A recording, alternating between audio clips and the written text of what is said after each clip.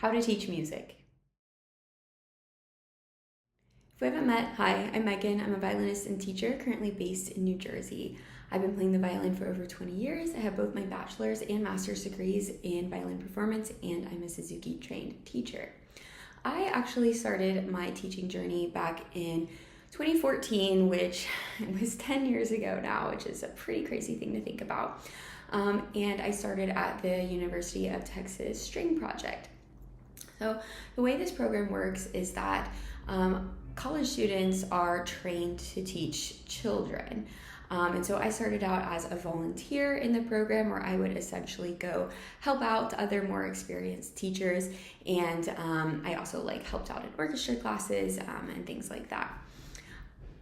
I was actually in the program for a very short time, so that was all I did really was volunteer. But after you go through a semester of volunteering, you can start to get your own classes and get paid.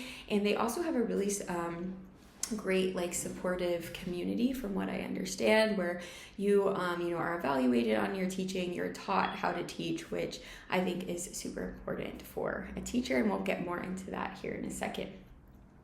After that, when I moved to Chicago, I started teaching privately at a music school. I taught group classes in the schools as well as private lessons. When I graduated with my master's in 2019, I was very lucky to land a full-time teaching position, and I started teaching music 5 days a week in public schools. Obviously, in 2020, everything went a little south with COVID, and that's when I started teaching online and teaching more adult beginner violinists. Since then, I have expanded my online teaching studio, but I also teach in person here locally in New Jersey and also at a music school 1 day a week. First thing I want to say is that I do not know everything, and I think that is something that any good teacher should tell you.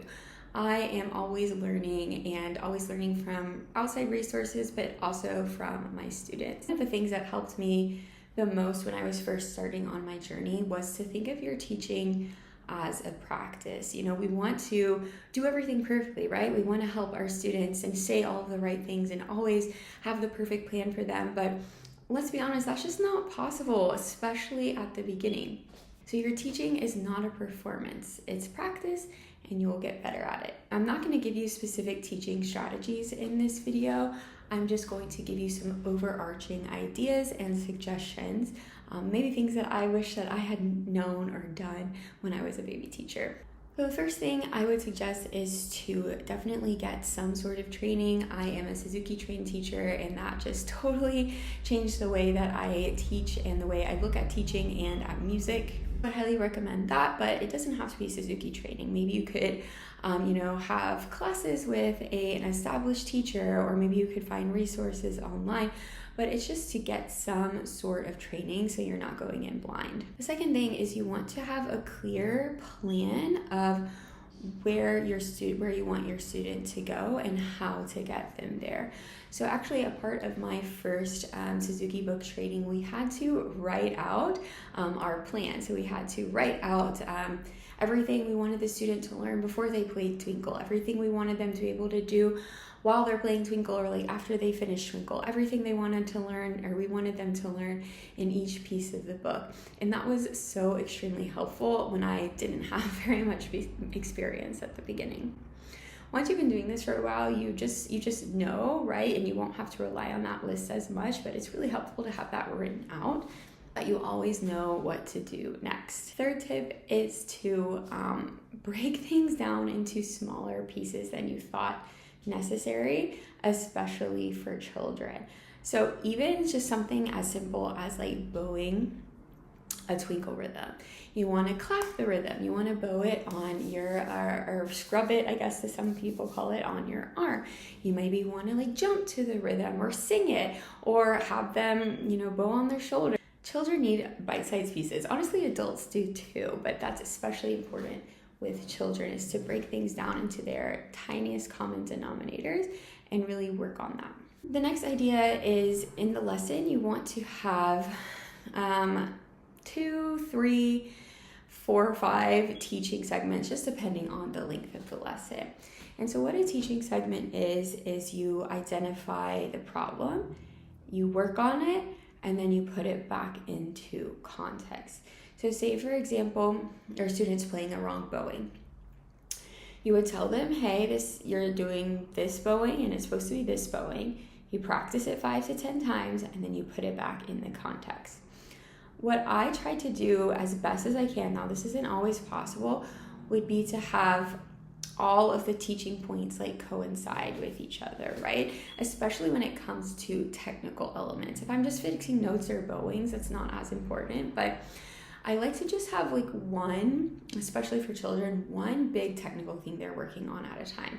We can only do so much. Children can only do so much. And if they are thinking about, okay, keep the violin up, keep the thumb bent, blah, blah, blah, it can get overwhelming. Now, this isn't to say you shouldn't mention these things and fix them when you see them happening, but look for one thing to point out and one thing to have them work on improving at a time. Next tip is that you need to have several ways of teaching something.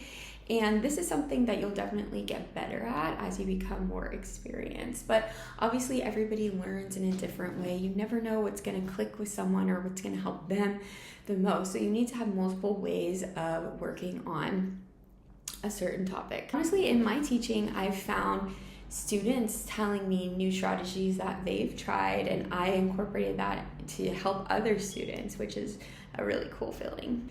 And finally, for children, and honestly even for adults, you want to keep fun and joy at the center of it.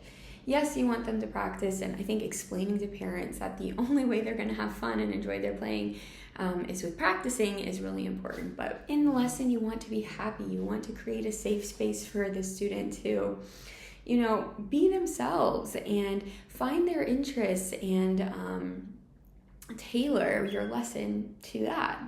So these are some very general and broad tips, but I hope that helps you get started on your teaching journey.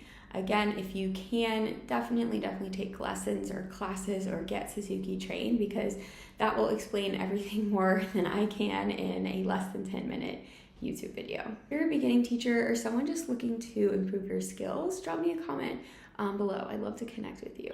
Please make sure you're subscribed before you go, and thank you for watching.